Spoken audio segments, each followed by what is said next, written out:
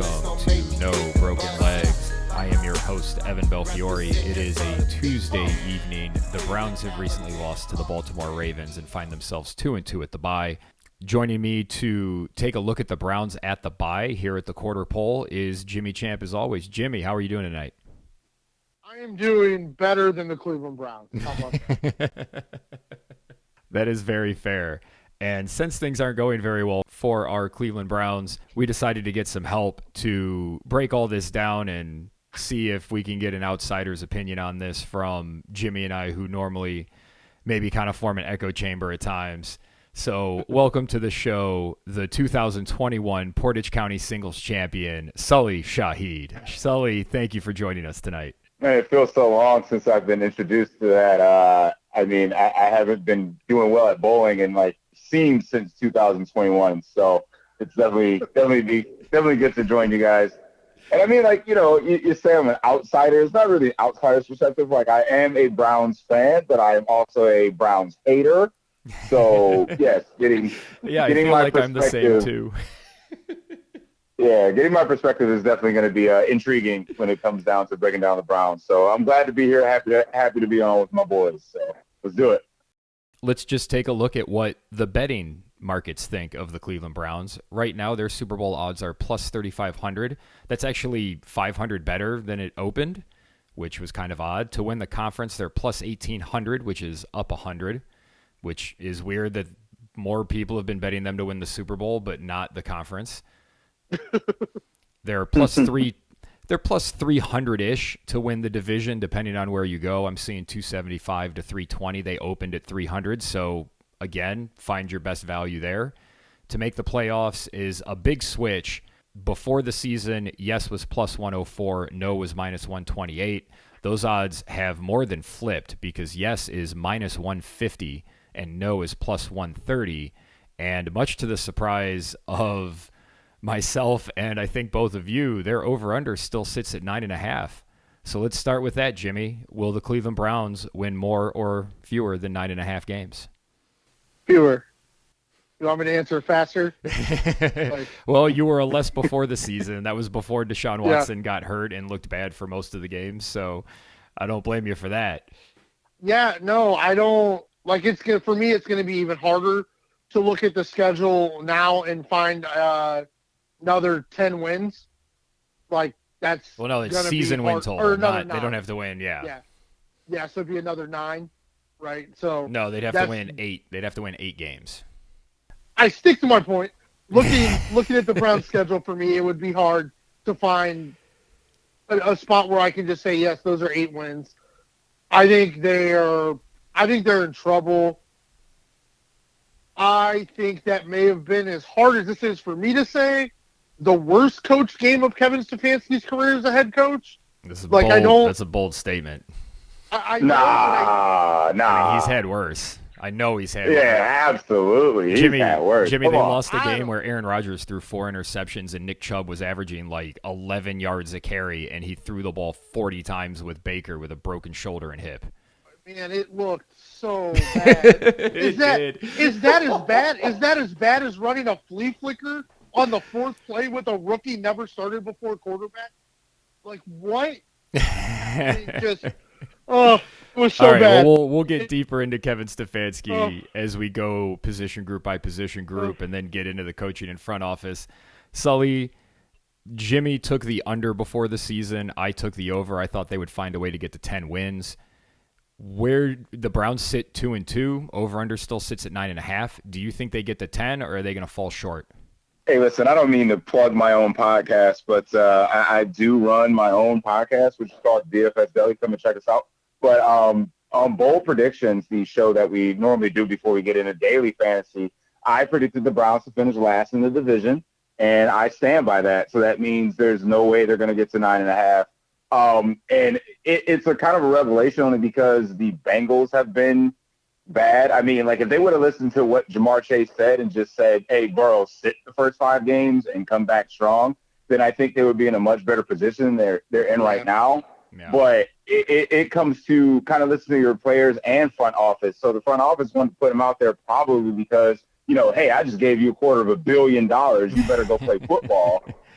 But at the same time, like when you look at the Browns coaching staff and the Browns front office, you can tell how ill prepared they were, not just at the last game that they played, but all throughout the course of the season. They weren't ready to have plan B when it came to injuries. Like, I thought trading Josh Dobbs was a mistake, and they don't have anybody behind him, and they proved it. And I mean, this week could have been just because, Deshaun Watson probably led up the entire week saying, hey, I'm going to play. I just need the rest. I'm going to play. I'm going to need the rest. Sunday morning, hey, guys, I'm not playing. And Stefanski was ill-prepared to run with his backup quarterback. So, yeah, there's no way that he can't coach himself out of a paper bag. I mean, like, rank the worst coaches in the NFL, and Stefanski probably makes the top 5 or 6 already.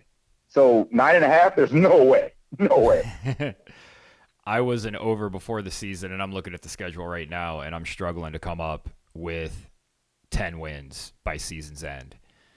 That San Francisco game coming out of the bye sort of erases the bye. Like, it just feels like you're going to come right out of that bye and just run right into a buzzsaw. New York's not very good. Houston looks better than we thought. Better than you thought. Better than I thought. That's fair. Jimmy has liked Houston every year for 6 years, and he's finally right this year. But no, you were all over it. You had C.J. Stroud as a star, and that kid's a beast. Love seeing a Buckeye quarterback do well. I just would love to see them get him some guys to block. That would be nice. That's probably the question we should start with, because we want to start with the quarterbacks and Deshaun Watson. I don't hold Dorian Thompson-Robinson very responsible. He's a rookie that looked good in preseason against guys that aren't in the NFL, and he had to play a legitimate defense, and they ate him alive. That happens. The biggest question that I've seen being asked around Cleveland is, should Deshaun Watson have played? Should he have given them more notice? Because that situation seems to have been handled very poorly.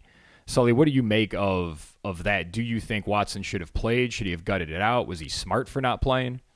It's a tale of two front offices, right? So it's like I alluded to earlier with the Bengals situation and Joe Burrow. Joe Burrow is completely hurt, and that team looks like absolute trash because of it. Yep. So it comes down to, do you have to protect your assets, knowing that you're going into a bye week anyway, right? So he should have known probably from Monday, and DTR should have been getting ready to start from Monday. They should have catered the game plan to his strengths and completely attacked Baltimore in a completely different way. Baltimore didn't change their defense. Baltimore was going to blitz Deshaun Watson to hell in high water, regardless who was in there. That's because they're not going to let him be comfortable. That's their goal. Yeah, and they were going to do the exact same thing to Watson. So you have DTR as a not a run-first quarterback, but a plus pocket quarterback. Like, he can use his legs to his best of his ability, and they didn't cater a lot of short routes to him. They let him drop back way too far. Plays that were designed to not get the ball out quickly. There were no design runs at all. So it's like, you're not catering to this guy's strength. You don't know your personnel. So it's like, he saw what he saw in Josh Dobbs and what he was prepared to be, as opposed to what he should have been prepared for using DTR. So again, it's a complete tale of front offices. I mean, yes, I respect the Browns' decision and Deshaun Watson's decision to say, I'm not playing today. But he should have respected the Browns as an organization and the coaching staff to say, hey, this week I ain't going to do it. So y'all need to prepare the backup. And I hate to ramble, but it's the same. And it's the same in New Orleans, right? Like, we saw Derek Carr dump the ball off to Alvin Kamara 15 times because the man can't throw beyond 5 yards. He should not have been playing in that game. So it's like, do you gut it out and look like shit, or do you prepare the backup quarterback to be like, hey man, this is your gig, this is your week, and we got to cater the game plan to you and your strengths. They failed to do that. Deshaun Watson, again, owed the organization to say, I'm not playing, get this kid ready. You can't wake up Sunday morning and then test it, quote unquote, pregame and say, yeah, I'm good, I'm not going. Yeah, and the DTR was like, what? Okay. Watson barely threw during the week, which was very odd. Sully brought up a point. He danced around it. I'm just gonna walk right over it. And we just did this in 2021. with an injured quarterback. And oh, buddy, the confusing part of it is, in the old, they said Baker was healthy to play, and Baker played, and he clearly wasn't. And in this instance, they said Watson was able to play, but Watson said he wasn't. So that doesn't give me a lot of confidence in the medical staff for this team. What are you making of all of this, Jimmy? Well, I mean, this is like organizational failure going all the way back to Kellen Winslow, right? They've never been able to get this right. But here is my worry for Deshaun Watson. Now, I want to say this for, we probably have some listeners who haven't been with us from the beginning, and I want to make it perfectly clear, Evan nor I did not want the Browns to draft Baker Mayfield. We didn't really like any of those quarterbacks. Our thought was, if you're going to draft one of them, draft Josh Allen, because he's the biggest and he'll be able to take the most punishment behind your garbage offensive line. At the time, yes, that was our thought process. So we did not believe in Baker to start. But we gained respect for Baker, but we know for sure, for a fact, the relationship between Baker Mayfield and Kevin Stefanski split after the drubbing the New England Patriots put on him. Myles Garrett was very upset at the podium. Kevin Stefanski spent that Monday in the defensive room. Baker Mayfield openly criticized Stefanski for not being in the offensive room where he's supposed to be, and the relationship was soured from there. Did you guys hear the things Kevin Stefanski was saying about David Njoku for playing in this game? He was complimenting him for helping people up off the field. Like, it was an absolute attack at Deshaun Watson for not playing. Absolutely, 100%. Like, I'm afraid the relationship between Stefanski and Watson is now over, in my opinion. Because, like, the way he talked about Njoku, I had to go back and look at the stat line. Because I'm like, did he catch a touchdown or something that wasn't on the scoreboard? Like, oh, no, 2 catches for, like, 20 yards. Yeah, that's what he always does. You would have thought he was the greatest player on the field because he helped teammates up, and he was cheering everybody on. And to me, that was an absolute attack at Deshaun Watson for not playing. But it does not change the fact Sully is 1,000% right. Kevin Stefanski, most of the time, his A plan doesn't even work, but he never has a B plan, ever. And you cannot be a successful head coach in the NFL without a B plan. You just can't. And he's just getting worse and worse and worse. And this, just to come out and throw the football like that, it's inexcusable.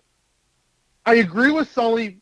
I think if I was a member of the Cleveland Browns, having seen what went on with Baker, I would absolutely call myself healthy or injured if I had that option. Well, it just comes back to who's the adult in the room. And it's not Kevin Stefanski. Right. Yeah, and it's not Kevin Stefanski. He's supposed to be in charge, but he's not in charge. No, absolutely not. So I completely agree with everything Sully said. Like, that was wrong of Deshaun to not give them any time, but I don't have a problem with Deshaun not playing. I'm just curious what that shoulder is going to look like after the San Francisco game. Well, if it's a little banged up now. I mean, that's the $1,000 question. Do you expect Deshaun Watson moving forward to be more of what he was in Tennessee, where he was mostly good with a few panic moments, or is he going to go back to being the trash he was for those 8 games? What do you think, Jimmy? I don't. Okay, how about this? How about this? I think he showed in the win against Tennessee, if you spread the field, let him be able to see what's happening, get a pre-snap read on the defense, and let him operate like that with a clean pocket, he can still complete some, like, A-plus level throws. But at the first sign of pressure, he will throw the ball backwards instead of taking it. What do you think, Sully? He said it. I was gonna bring it up, but you know what? You said it. So, I mean, if anybody that's known me for any period of time, I've always thought Deshaun Watson was a pile of crap. I thought he was very overrated from, the Houston days. Like, there's no Nook here in its prime. There's no Will Fuller in its prime. I have to say, as a listener of the Deli, during Deshaun's, like, MVP level season, Sully was taking a lot of hits for still going at Deshaun. I gotta admit it. Like he was never pro Deshaun, so. Well, Deshaun. Yeah, I will always remain steadfast on that opinion, and it is 100% opinion. But I mean, it's on the field. I mean, it's right in front of our Cleveland Browns fans' faces. So I don't know. And then it makes it worse. It makes it exponentially worse because you look at Arizona and look at what Josh Dobbs is doing with that team. Like, that team was supposed to be tank 101, and they're competing in games. Josh Dobbs is a top 10 quarterback in the league right now statistically. Meh. Baker Mayfield is a top 10 quarterback in the league statistically. And then you got guys that are sitting on, like, in street clothes, like Colt McCoy, wondering why he doesn't have a job.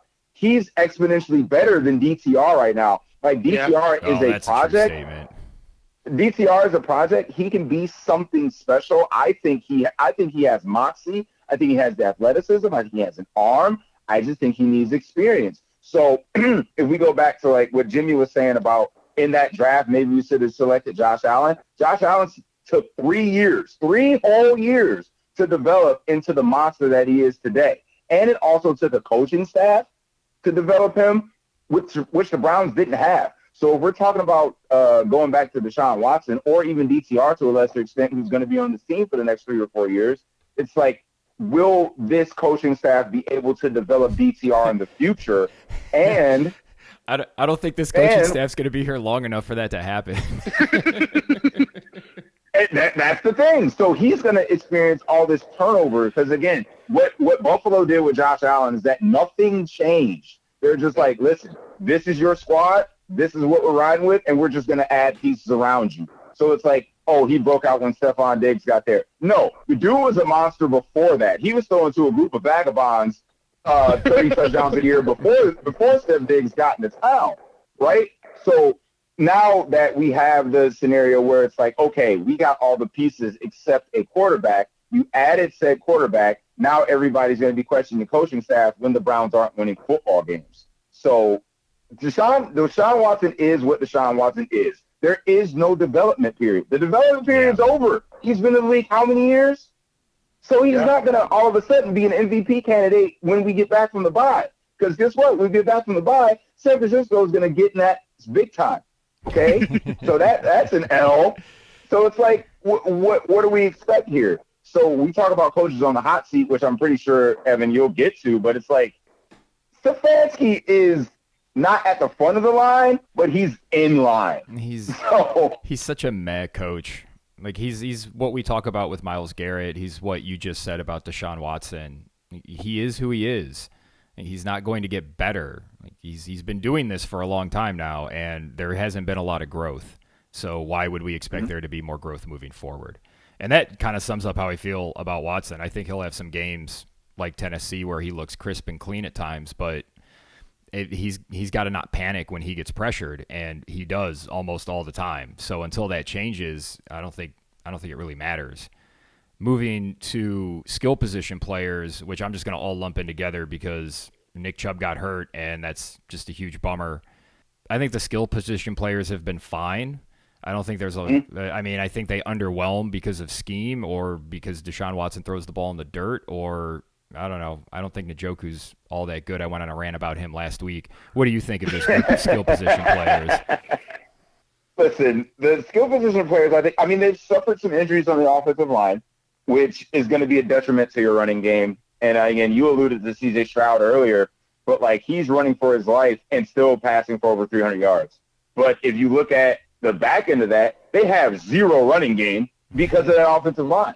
Yeah. So it's like, and the Browns are a run-first team. They always have been. They have to be. So it's like we criticize the Browns year in and year out about why aren't we giving the ball to Nick Chubb 800 times a game? Why aren't we, utilizing Njoku as he should, quote unquote, be utilized, et cetera, et cetera. But if you look at the wide receiving core, obviously Amari is great. He's one of the best route runners in the NFL. So you have a stud there, but is he a true number one, or is he a complementary piece to others around him? They don't have a field stretcher, so they don't have what Marquise Goodwin should have been. They don't have what Eli Moore should have been. DPJ, he is what he is. He's a great special teamer, but is he a number two? Absolutely not. Is he a number three? He's not a slot guy that can run routes, drag routes over the middle, that can convert first downs. They don't have that. They're missing personnel. So they have personnel in places. But Sully, they got Elijah Moore to be their slot guy. Oh, that's what I said. It's like, but they got Elijah Moore in the 2 spot. They got him at the X. He's not an X. There's no way. He's just not that guy. He's never been that guy. Like, why do you think he's not in New York now? He's not that guy. Wait, I honestly I've been paying so much attention to Watson throwing the ball. Have they really been having DPJ in the slot and Moore on the outside as the 2? That's what their normal formation is, yeah. Oh, and 2 wide receiver sets, Moore is on the field. What are they? But again, they don't have. But in certain formations they rotate too. So it's like you don't. That proves right there you don't have a true number 2. You don't have a true slot receiver. Stefanski just throws at a wall, and it's like, does this play work? Will this play stick? He doesn't know. So it's a joke. Like their play calling is a joke. Yeah. One of the guys on our Browns group, Michael, made put a post up of Watson throwing a seam route when he was in Houston and was asking, like, why don't we do this with Njoku all the time? And it made me realize, like, I don't think I've seen Watson throw a seam route in his entire time with the Browns. And even back when they had Baker, Jimmy, they didn't run that route very often. So it seems – I think you think this skill group is okay. I don't think you think it's the best in the league. But would you agree that a lot of those problems seem to be coaching? Or a lot of the deficiencies in the skill group is more coaching than those players themselves? Yeah, and I agree with Sully. I don't necessarily think it's the coaching on Sunday that's the problem. It's the coaching the whole week leading up to Sunday. Like an offensive coordinator and an offensive-minded coach, with the weapons they have, should be able to move the ball. But when you're running like end arounds to Elijah Moore, and he's so out of sync that he runs 20 yards backwards because he just didn't know what to do. Yeah, it shows that he's not invested in the game plan. He clearly doesn't know what's going on. Like, I mean, I do like the skill players, but it's the scheme that's the problem. It's the underutilization of them because Sully, you're right. I fully agree with you about Cooper, but I will say Amari's got to be the most talented route runner in the NFL that does not get peppered with passes. But again, I think that's a coaching thing. I'm not saying he's Jamar Chase and he's always open, but he's got to be open sometimes. But that's this offense because I don't know.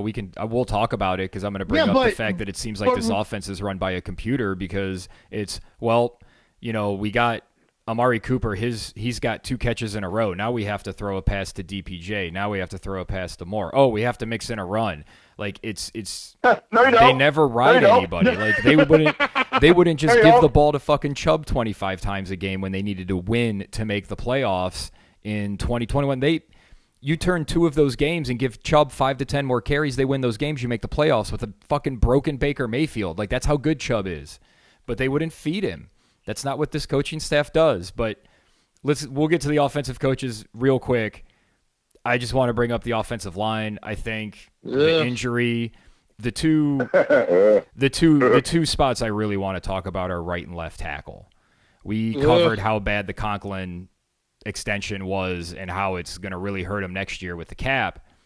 Sully, I think we've seen 2 young players sort of passing each other like ships in the night because I think Wills is playing himself out of the league and Brown is playing himself into a full-time starter role. What do you think about the performance of those 2 guys so far this year? Yo, Jedrick Wills is a joke. Like he has no interest in football, like at all. Like you can tell the dude is completely checked out. So you can just forget that experiment. It was a wasted pick. You blew it. Move on. So the other guy, I mean, he stepped in very real quick there, Sully. They can't because they already picked up his extension for next year. So Ron, that is a perfect. All thought he was going to be gone, but he's still going to be here. I mean, yeah, you picked it up, but I mean, hopefully the new regime can just cut his ass because, I mean, he's a joke. He's garbage, man. And again, that is another negative point. That's another strike to this front office. Like, why would you pick up this dude's option? Why? It makes no sense at all. Hold on 1 second. So, no. If he's... No, don't. If Jedrick Wills is on the roster next year, he counts $14.6 million against the cap. If they cut him, he counts $16 million against the cap and dead cap money. Christ. Oh. That is, well, for a team that's going to be least... $80 million over the cap next year before they start doing their shenanigans. That's the problem, Jimmy. Oh, Jed Wills, why? Oh, my God. Ooh, that hurt. That hurt. You didn't even tell me the number, bud. All right. Sometimes Well, how about we switch topics to our boy? How about we switch to our boy Big Thanos, because that's at least a better story. There's some promise there. Yeah, I think he's doing a good job, but I think he's fitting into exactly what a Browns offensive lineman seems to be. Like, every year PFF grades these guys as a top 5 offensive line, but they're not the best pass blockers. No. They are better as run blockers, and I think he fits that because it's less thinking, it's less movement. It's just take this guy in front of me and move him out of the way, which he can do very well. Yeah, when you're 6'7", 380. Yeah, absolutely. I think Brown will be a right tackle. Hopefully, well, I don't know what they're going to do. I mean, I don't think you can go into next year with Wills as your left tackle, but they can't afford to have anybody else there, so I guess they maybe try to trade him. I don't know how that works with the cap, but... Trade him? I don't know who's giving up who's giving him up anything. I know, that's what I mean. Like, who's going after Wills as their left tackle? Like, he doesn't... I think you hit it on the head, Sully. Like, he doesn't seem to care. Chase Claypool for him right now. It's so funny you said that. I literally had Chase Claypool on my brain that split second. I'm like, look at guys that don't want to play in the NFL and the NFL teams that don't want to trade for him. Yeah. I mean, Chase Claypool has no interest in football. You're trying to give him away for a bag of Skittles, and no one wants to give up Skittles. Nobody wants him. All right, let's move. For Jed Wills. Let's move to the coaching staff. Kevin Stefanski is the head coach. He's the play caller and the offensive coordinator. Jimmy and I rant about how much we dislike Kevin Stefanski as a play caller. It pretty much boils down to we think he has no feel for the game. You don't seem to be a very big fan of his, so judge Kevin Stefanski through the first 4 games of this season. So, I mean, as bad as a play caller he is, he's not even the worst play caller in his own division. So, I mean, at least he's getting a break with that because the Steelers OC is an absolute dumpster fire. So at least we got that to fall back on. I think, like, obviously losing Chubb is going to be that's detrimental to your offense. But at the same time, like, it's the position of running back. It's not your quarterback. Chubb is great, but look across the league when it comes to other teams plugging in just the next guy up, minus, let's say, I don't know, the New York Giants. Well, because Saquon Barkley is Saquon Barkley. This team has shown that they can do that. And as evidence, I present to Ernest Johnson. I 100% agree with you. 100%. So, I mean, yeah, even in the own organization, they've proved that a next guy up mentality can win. You don't necessarily need to change the game plan because a guy went out. Yes, it was emotionally damaging, but at the same time, like, next guy. Like, just, again, look across the league at teams that can effectively run the football with a guy. Like, who is Kyron Williams? Right, yeah, absolutely. 102 touchdowns, no big deal last week. He's a guy. Your scheme doesn't change because the personnel changes at the running back position. So he's done well to the point where, okay, listen, last week the Titans, they are the worst secondary, ever, and they don't let you run on them. So, yes, It was a more pass-centric offense. Deshaun Watson looked good in that game. But at the same time, everybody minus Joe Burrow last week looks good against the Titans. So I really wanted this to be a litmus test when it came to, can he produce against, let's say, a more stout defense, but he didn't play. So again, as Stefanski as a play caller, he, as I alluded to earlier, did not cater the offense to your backup quarterback. Offensive changes dramatically when the quarterback position changes. Do you think the Kansas City Chiefs are going to run the exact same offense with their backup if Pat Mahomes goes down? No. You think? Well, I don't want to say the Chargers because Brandon Staley's a freaking idiot too. So, as I said, besides Staley and Eberflus, Stefanski's right behind him in coaches that should be terminated from their positions immediately. But, he's had some bright spots. He's had some questionable decisions. But, if I gave him an overall grade, I would say up to this point of the season, a flat C. You're passing because we're 2-2. You're passing because we're one game behind, in the division. Yeah, 1.5. But 1.5, because it's tiebreaker, right? But, no.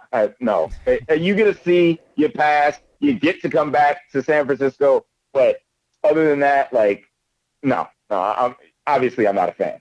Not a fan. All right, Jimmy, we always complain about Stefanski, so go ahead and run the hits, man. So we all played junior level sports, right? Yes. And the thing I don't understand is all of us, whether we were a starter or a backup, the starters practice, and then the backups come in and they practice the same thing. But when our backups for the Cleveland Browns come into football games, it's like they've never met any of the starters or the coaching staff. none of it makes any sense. And that all falls on Kevin Stefanski. The loss, I guess, because of losing Nick Chubb and you are 2-2, I guess I'll agree with Sully on the seat. But it's just the way you lost to Baltimore was exactly the way you should not have lost to Baltimore. There's no reason the offense needed to look that inept. There's no reason you needed to throw the ball 37 times. There's just no reason for it. And in the Pittsburgh game, there was no reason to lose that game. Even after Chubb went down, Ford made the great run, and then we're like, we're going to pass the ball now. It just he does things that just don't make sense to me. But the problem is what we talked about earlier. He's not the grown-up in the room. He doesn't seem to really be a leader of men. So if he's also not a very good play caller or a good coach Monday through Saturday, he's clearly not a good coach on Sunday. Well, there's no reason for Kevin Stefanski to still be the head coach of this team. There's just not. I can think of one reason, Jimmy. Why is that? Consistency. Oh, Lord have mercy. Jimmy Haslam really took it on the chin, and he was really embarrassed about being the guy who always fires people. Now, I think that's what's going to keep Stefanski around through most, if not all, of this year. I think they'll fire him in the offseason because it just gets back to what we said. He has no feel for the game. He doesn't seem to learn from his mistakes. He doesn't. Jimmy, do you guys listen to the Jim Cornette podcast?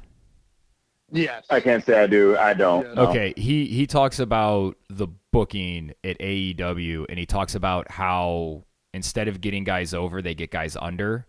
And I always think of that when I see a Kevin Stefanski game plan and how he utilizes his players. He finds ways, like you just were talking about having DPJ as the 3 and Moore as the 2 outside with DPJ in the slot. Like that's just, what are you doing? Like, that's not what those guys are supposed to do. DPJ should be a number 2 big-bodied receiver that can get you possessions, that get you down the field, with Cooper sort of filling that role while also trying to stretch the field a little bit. And then Moore's your speed guy. Like, shouldn't your speed guy be stretching the field? Like, I don't know. It's the same shit we always talk about with Stefanski. They seem to be okay, but this is a team that went all in. Like they're trying to win the Super Bowl this year. Like he's not good enough. Yeah, but the thing that's scary about it is, and I know, we have very devout Browns fans that we interact with, some that listen to this podcast. and they get frustrated with us when we're like, hey, when you play Baltimore, here's what's going to happen. Baltimore's going to blitz whoever the hell they put on the field. Doesn't matter who's healthy. Whoever's there is going to blitz. If they get home, that's what they're going to do. They're going to try to single cover with a safety over the top to eliminate big plays. And then offensively, they're going to stretch the middle gaps, and they're going to try to attack right down the middle of the field. It's like, it's different this year. Our roster's different. Our scheme's different. And how the fuck did the Browns lose the game? Those two things. If we can see it, why can't Kevin Stefanski see it? That's what I don't understand.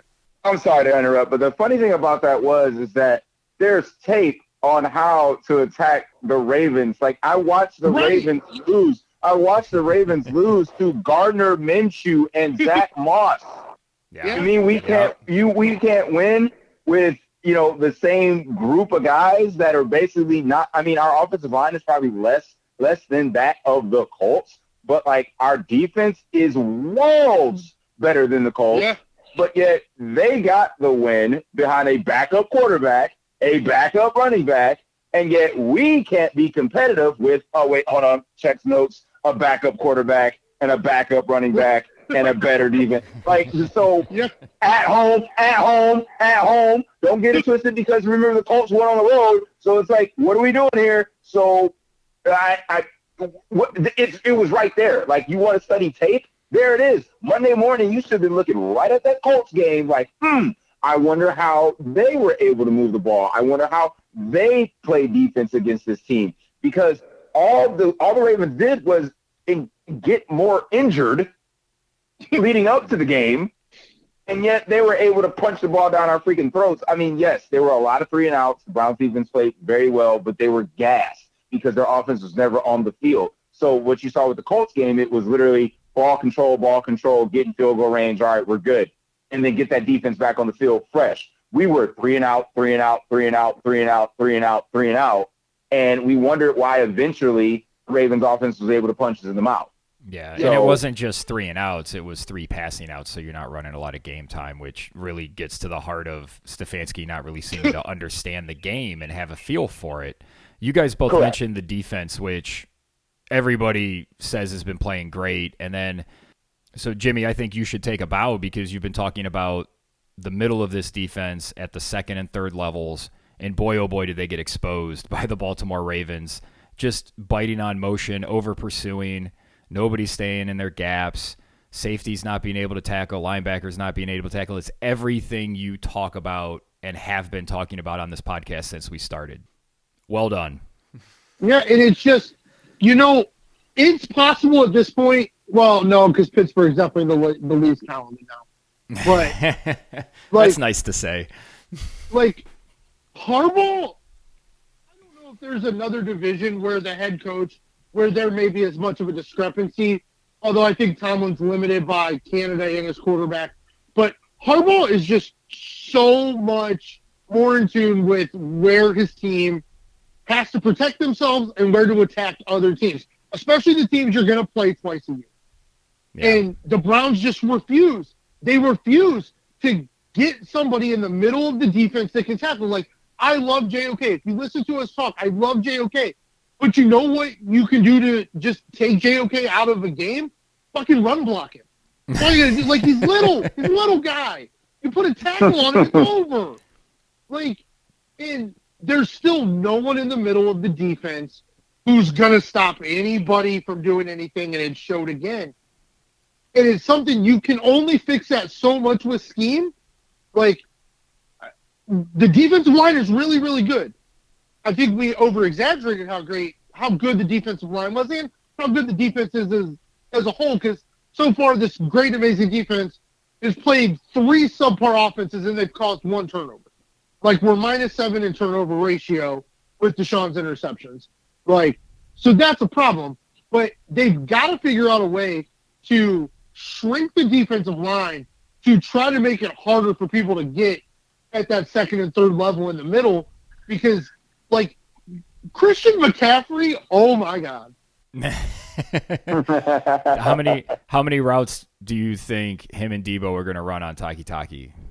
Oh my. If I was Taki, I would tell the coaches I'm not good to go into. Because it is going to be a bad day for that man. And it's not his fault, because he should not be. He's just not good enough. He's just not good enough. That's just what it comes down to. But I like what Jim Schwartz has done. I think the D line's playing pretty well. I think the secondary's playing pretty well. But I mean, you guys hit it. Like, they just, I don't know. And it's still that intensity thing that I've been talking about since we started recording, that when in the big moments, when they need to make big plays, it seems like the other team has more intensity. And that's just been a hallmark of the Cleveland Browns for a long time. And that leads into the front office. Jimmy, we thought the Browns offense did an okay job. They had limited resources, and they at least tried to address some holes. Sully, what did you think about what the front office did over the offseason? You mentioned getting rid of Josh Dobbs probably not being the smartest idea, but they're not. I mean, Arizona's not winning games with Josh Dobbs, so I don't think the Browns would be either, especially with this coaching staff. But what about some of the other moves that they made in the offseason to address the defensive line, bringing in Jim Schwartz? What are your thoughts on what the front office did? I didn't mind what the front office did on the defensive side of the ball because of bringing in Jim Schwartz, right? So I think what Jimmy alluded to is that we are still -7 in turnover rate. Like, this team can stop you, but they're not taking the ball. This is not a gambling defense. This is not a team that looks for strip sacks. This is not a team that jumps routes. This is a team that hits you hard, celebrates every time they do so, and then they get you off the field.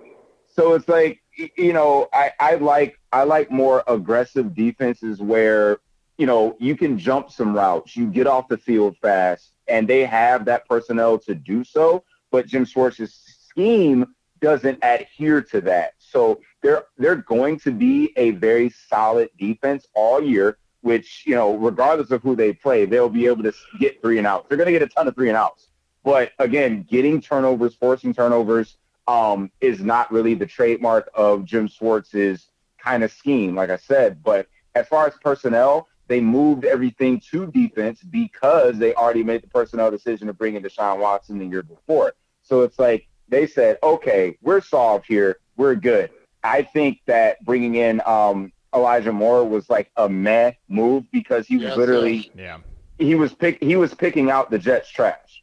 So it's like they didn't want him. He didn't want to be there. So it's like, oh, we can give up limited resources to get a guy. We brought in Marquise Goodwin to be a guy. Like, Marquise Goodwin was a guy in Seattle. Like, he was literally the 4th option where it's like, listen, we're going to give you 1 or 2 shot plays a game. If you convert on it, great. If not, get off the field. That we don't need you for anything else. Losing their all-pro returner did hurt as well. So I just, more so, you know, if your returner gets hurt and that's upending your season, then like, where the fuck are you going? Well, I don't think it was detrimental to the season. I think it was detrimental to their personnel. So it's now you got to put DPJ back there again when you had a guy that was literally a solid punt and kick returner. So it's like, special teams is an aspect of the game. That's why they had to get rid of their kicker, because he can't. And that's a move that's worked. Yeah, exactly. I mean, even drafting the kid that high was a freaking mistake. But yeah, so it's even when they're making good moves, they're making good moves because they already failed miserably. Just like addressing the defensive line, they like all of us were like, you might need some defensive linemen to stop the run last year, and they're like, nah, we don't need that. And then this year they're like, oh, I think we need some defensive linemen. Right, exactly. But again, they're not, the personnel decisions aren't catering to what the league has become, and it's pass happy. So even with the Ravens making moves to acquire Todd Monken to be a vertical offense, even though Lamar Jackson is a running back, but they still wanted him to throw the ball more. So they made a decision to draft, 2 first-round wide receivers. Their backfield has always been what it is. You know what I'm saying? Like, they always get hurt, but at the same time, they don't plan for that. But they put the personnel to cater to Lamar Jackson's strengths, so they were putting pieces around him, which they did. a couple years ago when we got Amari, they didn't add to that. They're just like, oh, DPJ is going to be fine. And then, like, we, again, take the scraps from the Jets and expect him to be a wide receiver too. Well, that's that was your big personnel move. Why they paid $230 million and put egg on their face and getting Deshaun Watson. Baker Mayfield didn't elevate the players around him by their opinion, so they went out and got a guy who was supposed to do that, and now he's not. And I think that's right. So, and that's the what's last going thing on I'll there. speak about that. The last thing I'll speak about the personnel move is that I'm sorry, and I feel like he may or may not have been past his prime or whatnot, but they should have thrown a literal shipload of money to DeAndre Hopkins to get him here. Period. Like, that's Deshaun Watson's boy. He would have been playing with more confidence, regardless if he was producing on the field or not. And he's that second guy that could have. He's the slot guy that could have been in that role that GPJ is trying to fill right now. They should have just said, "Look, what do you want? 18 mil? Cool. Don't care. But here's a 1-year deal. Come on." They can't. And this is where I see Browns fans talking about wanting to make moves, and I see even seasoned beat reporters like Jason Lloyd saying they should go out and get Jonathan Taylor. And I'm like, with what? Oh, hell no. You don't have any assets, and you do have $30 million in cap space this year, but you are $80 million over the cap next year. Now, you can roll that $30 million over and knock that number down to 50 and, renegotiate Watson and maybe take off another 10 or so. But what are they going to do? Renegotiate everybody's contract on the team just to get under the cap so they can sign the few rookies they'll be able to draft because they still owe another first-round pick for Watson? It's just infeasible. Like, this is the situation that they're in, and I know it's a shitty situation, but that doesn't change the fact that they don't have any assets to get anybody, and they don't have the money to do it, or they're not going to be allowed to draft anybody next year because they're going to be over the cap. But Evan, you already said it earlier. You said the Browns are in win now. This team has aspirations for a Super Bowl this year. What is $18 million against the $30 million that you had to spend to Nuck Hopkins for this year? Yeah, but if you have Hopkins at $18 million, now you're taking $18 million for next year. So now it's not a $50 million. I said a 1-year deal. Yeah, but Sully, it's the carryover. You have to pay him that $18 million this year, meaning that $18 million counts against the cap, or you spread it out over the rest of the years, which means you're putting money towards next year that you were supposed to be carrying over and taking away from. Like, or you sign him to a long-term deal and you increase your commitments next year while decreasing the amount you can roll over. I mean, it's just the math. It doesn't work for this team to add anything because they're just stuck. That would have been the better move for Hopkins, would have been to just try to sign him for the remainder of Deshaun's contract, just to try to get Deshaun's boy there. Just because I agree with Sully. He plays with no confidence. And maybe that would have helped, but that's also something your coaching staff is supposed to help with. And your front office. And they're both failing the guy that they gave all this money to, who's also failing them. And so it's the perfect Cleveland Browns. Right. Yeah, I mean, it really is. It's a perfect storm of Cleveland incompetence. Yeah, we already have a prime example with this, right? Like, look at the Rams 2 years ago. And, like, I'm not thinking about next year. I'll worry about next year. I need to win right now. And they did. And then they sucked the year after. But guess what? They got a Super Bowl ring. So it's like, I'll worry about next year. So look at New York with the Jets. What they were supposed to do was sell out for Aaron Rodgers, which unfortunately he got hurt. But it's like, hey, Aaron Rodgers is the guy. Where's Alan Lazard? Pay him. Where's Randall Cobb? Pay him. Where's Dalvin Cook? Pay him. I'll worry about next year. I'm worried about winning right now. So what they should have done with Deshaun Watson was, where's Will Fuller? Pay him. Where's Nook? Pay him. Where's all these other guys at? You know what I'm saying? Like, bring in his crew. But then what do you do next year when you don't have anybody? You're not worried about next year. That's my point. That's the point. Why am I worried about next year when I'm not winning this year? When I could have won this year. When I could have said, but they're not going to win this year with DeAndre Hopkins. Like, he doesn't make that. Deshaun Watson's throwing balls in the dirt because he's not a good quarterback anymore. DeAndre Hopkins isn't going to change that. He's got open guys. He's got guys that are open that he can't throw the ball to. he caught a lot of those balls that he used to throw in the dirt. He didn't just start throwing balls in the dirt. Right, he just started throwing them in the dirt 10 yards in front of his receivers and 10 yards out of bounds. I know DeAndre Hopkins has a great catch radius, but he ain't catching any of those passes Watson's throwing. And even if he was the DeAndre Hopkins of old, they're still not winning the Super Bowl because they're just not good enough. And that's just what it keeps coming back to with this front office is they put this team behind the 8 ball with this Watson deal. It's the 3 picks more than the cap space. They need those 3. They need that talent because they're just not good enough across the roster. I know this roster is better than it was 4, 5, 6 years ago, but you know what? Everybody else's roster is better than it was 4, 5, 6 years ago too. I mean, not everybody. See Chicago. Well, I mean, the teams that are vying for the playoffs, if you just, the 5th best team now has a better roster than the 5th best team 5 years ago. Yeah. Sure. I get that. But like I said, the only point I was trying to prove is not necessarily Milk Hopkins in a vacuum. It was what teams want to do to sell out to say we're in win now mode.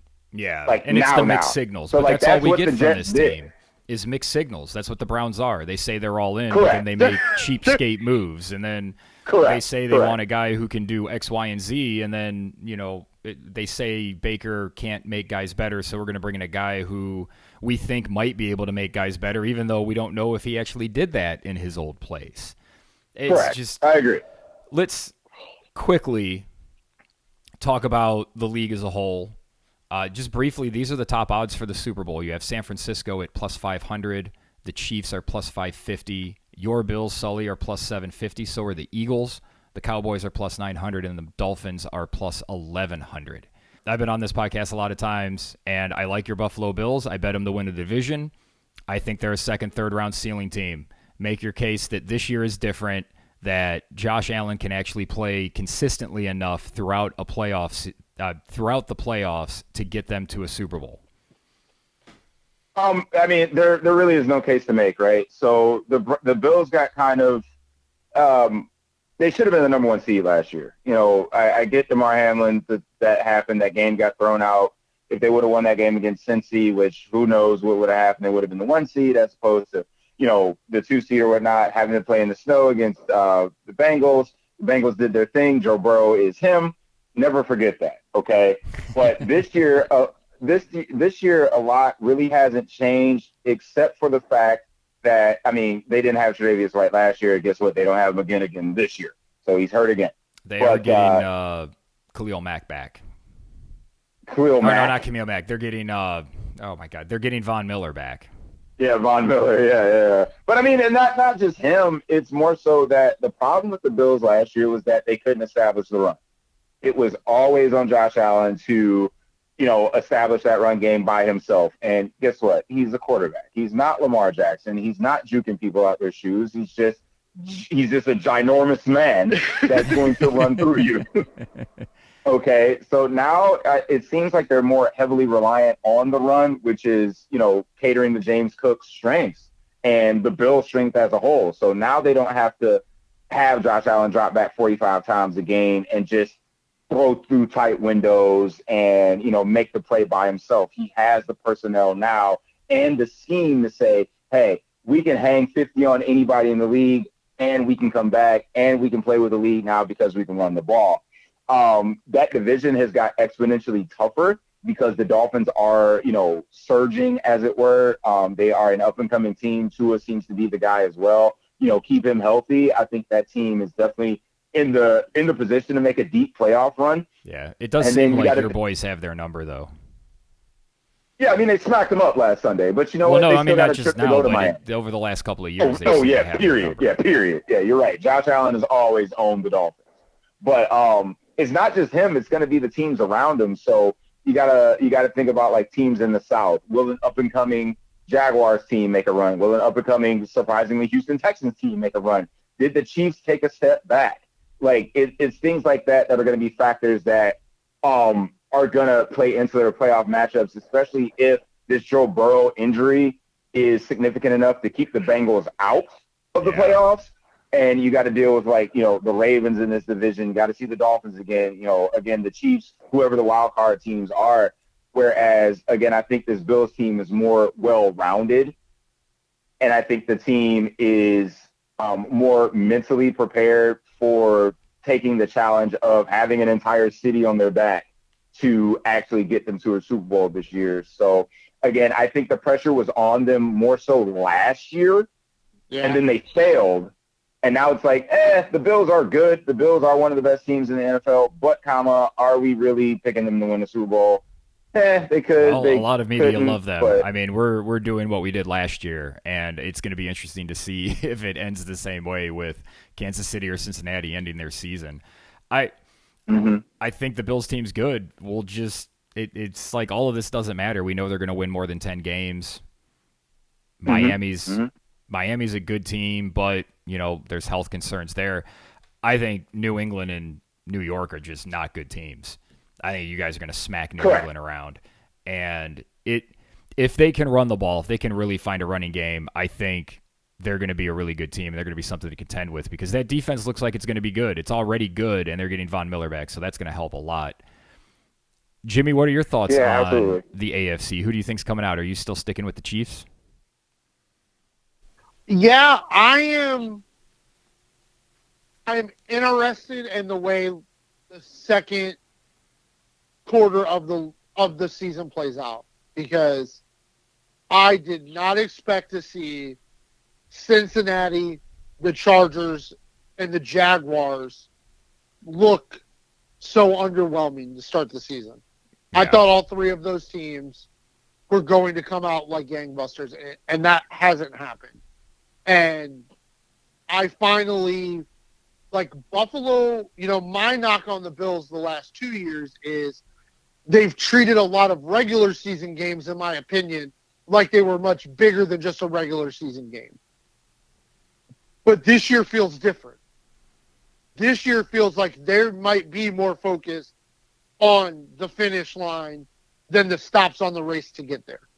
And that could mean good things for Buffalo because whatever the reason, Kansas City looked pretty. I mean, but the Jets do have a good defense. Yeah, but those two interceptions that Patrick Mahomes threw were inexcusable. Those were terrible throws. Those were two of the worst passes Patrick Mahomes has thrown as a professional. So I'm kind of surprised that teams that I thought already at this point in the season were going to be absolutely elevated, just like head and shoulders above everybody else, are all kind of stuck together.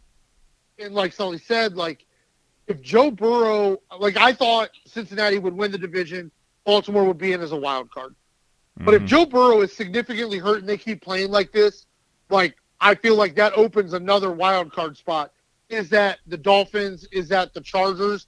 Is it, for fuck's sake, two teams out of the South? I don't know. Because those, it's weird because those teams seem to be playing scrappier and harder than teams that I thought were really going to be fighting early on in the season.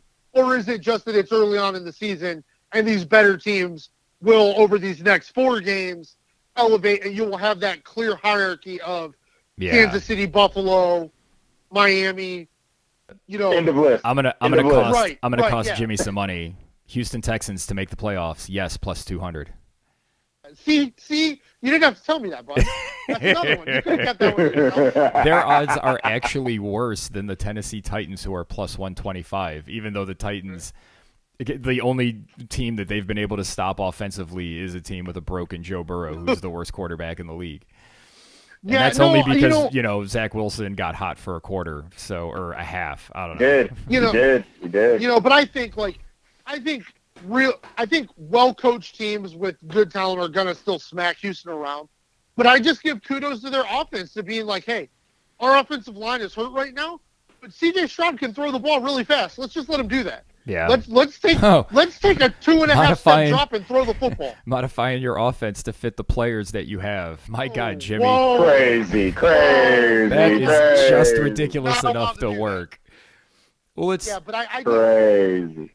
The AFC, I wait to see those teams ascend, and then and then on the other side on the NFC, Mm-hmm. I'm shocked because I was super down on the Lions. I thought they were a one-hit wonder last year. They look like maybe they're for real. But my goodness, the Philly and San Francisco just seem to be so much better than everybody else in the NFC. And Philly hasn't even played that good yet, but their defense is so good. And Hurts can be so good in small moments that those two teams just look like they're on a crash course. Philadelphia makes teams one-dimensional, and I think it's why their pass defense gets kind of ragged on. I don't think their pass defense is bad. I think it's just that's the only thing other teams can do. I've been consistently taking the starting running backs to go under against Philly's defensive line, and I have not been disappointed. They have all come in under. They're still putting these lines probably 10 yards too high because they're in the 50s, and Philly ain't letting anybody, hardly anybody's touching 40 on this team. So I agree with you. We talked before the season that Philly, San Francisco looked like we might get a replay in the conference championship, which would be nice because hopefully both teams will be healthy. Sully, what do you think's going on the other side of the bracket there in the NFC? Listen, okay, before I jump into the NFC, I'm going to make one last point about the AFC, in that coaching does matter, right? So yes. last year we saw the Buffalo Bills take a step back because they lost Brian Dable, right? So now that they've established that offense a little more under Ken Dorsey and this coaching staff are more familiar with, they look a little better. I think that, and I've said it before, that losing Eric Bieniemy for the freaking Chiefs is going to be detrimental to their team. Yeah, he's such a good people wonder why line. Patrick Mahomes is not looking Patrick Mahomes is. Bro, coaching matters. Losing Eric Bieniemy is a big deal. Andy Reid is great. However, you can't lose a guy like that. Like, you wonder why Washington is so scrappy right now? Eric Bieniemy's there. So yeah, they got a quarterback playing better than a lot of us thought he would. Yeah, absolutely. But now I can go to the NFC side, and, the class, like you guys said, is the 49ers, is the Eagles. But these secondary teams are the ones that intrigue me. And I've said it before on my bold prediction show that the 49ers are going to finish second in this division. They will still make the playoffs, but the Seahawks are winning the West, okay? All right, man, good luck with that. No, hear me out. Hear me out, bro. Hear me out, bro. All right? This is not me being biased, okay? Because I called this last year. Jimmy listened to me rant and rave all about how the Seahawks are well coached, all about how their offense is elite, all about how their running game is elite, and all they did was add to it. They added to their defense. They added to their running game. They added to their receiving core. And in a vacuum, only in a vacuum, Geno Smith and Brock Purdy are the same dudes. They're literally right the same now, dudes. There's nothing that Geno separates might do a little better in that offense than Brock is doing. So I'll concede that point and go farther. Yeah, but again, all things considered, all things even, I feel like this matchup with the 49ers and the Cowboys is gonna be a really good litmus test to who is gonna come out the West, right? So the Cowboys are right there, but the question marks are Dakota Prescott, right?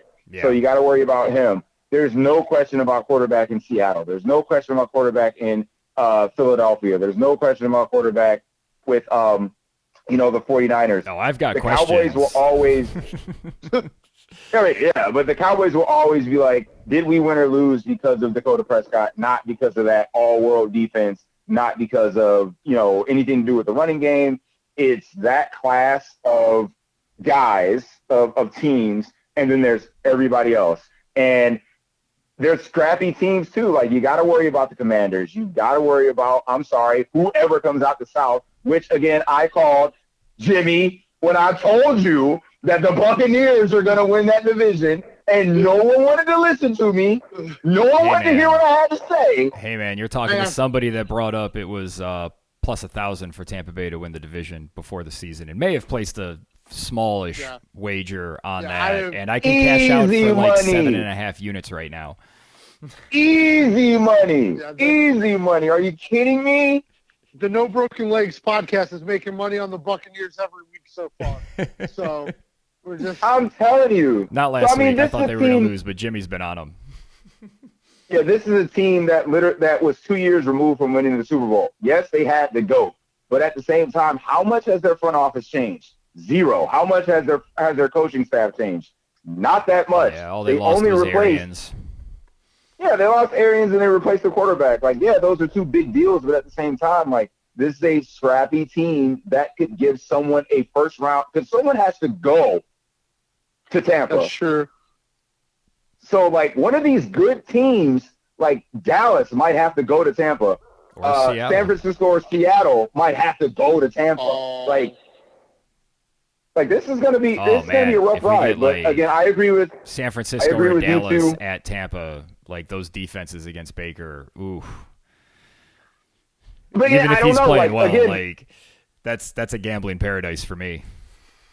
Oh yeah, absolutely. But I mean, yeah, he got tested against the Eagles. He looked bad, but he bounced right back the next week. So it's like, yeah, and that's who he's going to be. Yeah, exactly. So I mean, like everyone wants to dog that game about like how he looked bad against the Eagles. But remember, Dak Prescott looked like crap against the Cardinals. Everybody looks bad against the Eagles. It's just like most people look bad against the 49ers. Absolutely. Absolutely. So, again, the class of that division, like you guys alluded to, is going to go through San Francisco, Dallas, and the Philadelphia Eagles. But, again, my personal pick to come out the West is the Seattle Seahawks. And I will stick by that until my dying day or until they're eliminated from the playoffs. Who do you have them playing in the Super Bowl? Buffalo. Are you kidding me? So you can get Seattle at plus 3,500 to win the Super Bowl, and you can get Buffalo at plus 750, as I mentioned earlier. Jimmy, who do you have in the Super Bowl at this point of the season?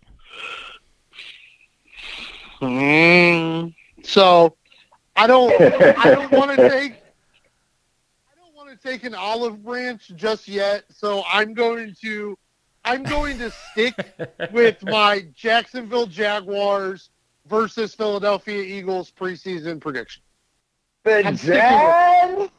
Jags are plus 3,000 to win the Super Bowl. You're going against your Houston Texans, bro? Yes, absolutely. Yes. I still like San Francisco and Kansas City. I'm weary of Buffalo making it through the playoffs like we talked earlier, but again, if they can run the ball, like you said, Sully, I think that takes a lot of pressure off Josh Allen.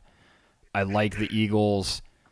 I just don't think – I think we're going to see what we've seen in many of the years coming up next week when we see San Francisco and Dallas play. I think San Francisco just has their number, and I think we're going to see that again.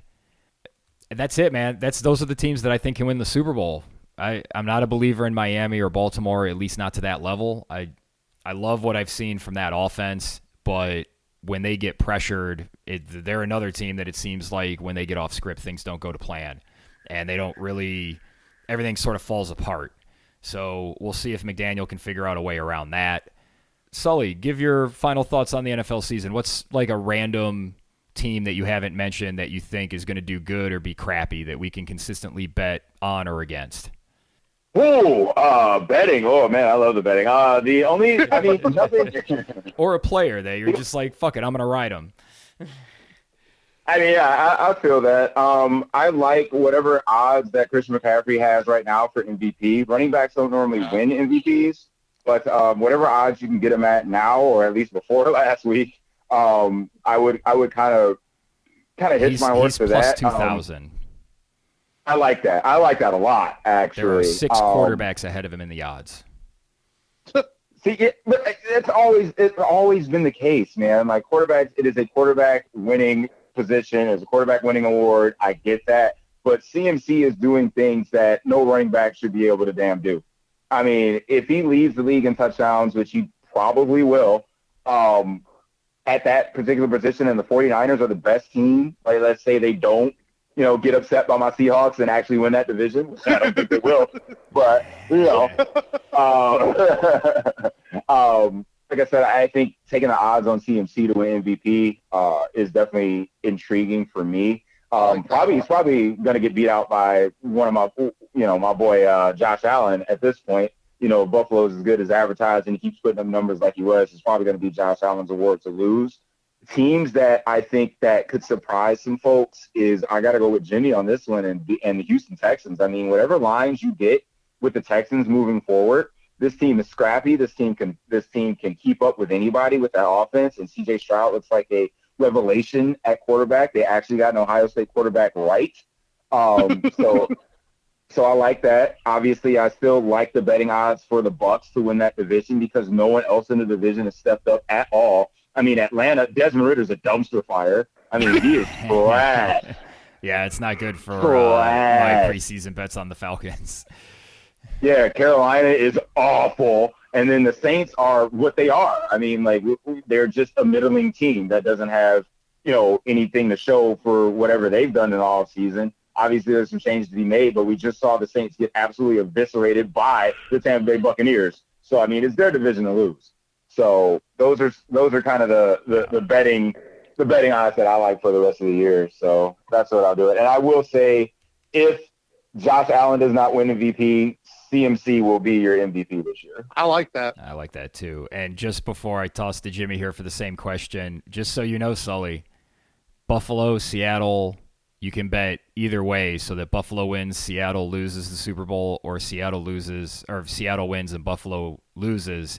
Both of those bets are plus 17,500.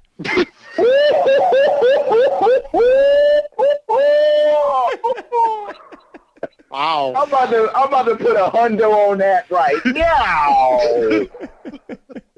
Oh, baby. You talking my language right there, boy.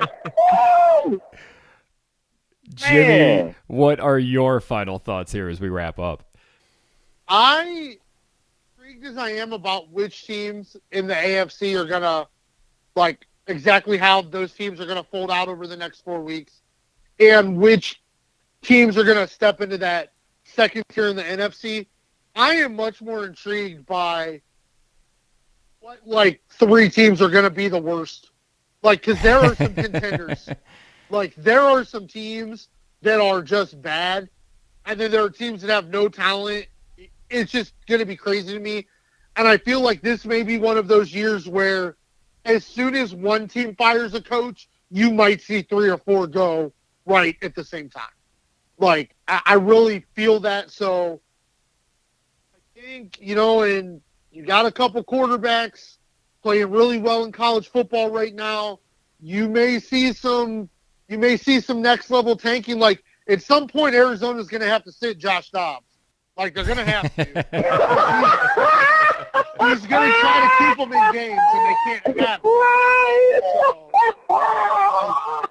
I'm just so intrigued by how bad Chicago is. Like, that's crazy to me. To have lost that game, it's insane. It's insane. How long does Matt Canada get to be a horrible offensive coordinator? Or does Tomlin get fired and Canada get promoted again? Like, I can't. That would make wait. no sense. Pittsburgh's that's a Cleveland Browns thing. That's not a Pittsburgh move. I can't wait to see how these bad teams fold out, and to see just where Cleveland falls in the middle of it all. For me, it's the teams with aspirations that have bad quarterbacks. Like, what happens with the Patriots and Mac Jones? What happens with Daniel Jones, who, the Giants are just on the hook for $45 million with him next year. So, well done there, New York. What happens with Aaron Rodgers? How does he come back next year? What do they do with Zach Wilson? Because fine, you were shitty for 22 games. You were good for 1. I'm not a believer moving forward in Zach Wilson. I just want to see Atlanta. Are they going to make a move? What happens with Tennessee and Ryan Tannehill? Because he's not good either. So there's a lot of teams that want to do something or want to be better that aren't going to be able to do that with the quarterbacks they have and how that shakes out.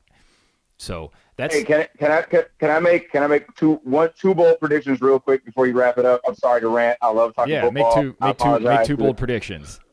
Absolutely. So the first domino, as Jimmy pointed out, will fall on Thursday.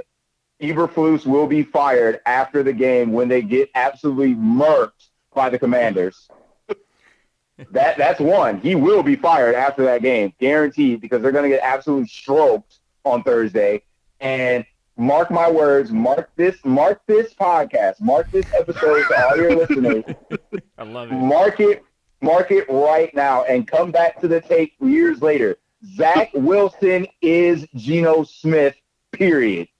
Wow. So where does he wind up? Where does he wind in up? 3 to 4 years, in 3 to 4 years, Zach Wilson will be the centerpiece of a team that has Super Bowl aspirations. Period. Wow. Mark it. Mark it. I'm gonna mark that. I'm gonna mark it. Yeah, I'm gonna mark it, bro. Because I think in 3 to 4 years, when Zach Wilson shows up at NFL stadiums, he will be purchasing a ticket just like everybody else attending. Damn. Wow. Oh, I can't wait. Now I'm so invested in Zach Wilson's career. I can't even. I think that's the best place to end on. Sully, thanks for joining us, man. Plug your podcast. Yeah, man, I appreciate you having me on. It was a pleasure talking with you guys. I can talk football for hours and hours and hours, which I already do on my podcast. It is called the DFS Deli. The DFS Deli is a daily fantasy podcast. So I go over if you play on DraftKings, FanDuel, Yahoo to a lesser extent. So we break down plays, positions, try to win you guys some money on the betting streets when it comes to lineups. And, we throw in like I said, yearly bets, just like, we were doing on this podcast too. So YouTube channel's up, just type in the DFS Deli, and podcast, Amazon, iTunes, all that stuff. We're there too, man. So I appreciate you having me. I appreciate the plug, and it's been an absolute pleasure ranting about the Browns and all things football related, man. Invite me back anytime, bro. I appreciate it. You can find links to all of those for Sully in the description below. So please check him out. Win you some money in DFS with some of the money you've been winning here on No Broken Legs. Jimmy, thank you for joining me tonight, brother. No place I'd rather be, brother. And I would like to thank all of you for listening. Please give us a like or subscribe. Check out Sully Shaheed and his podcast. And for Sully, Jimmy, I am Evan Belfiore, and we are No Broken Legs.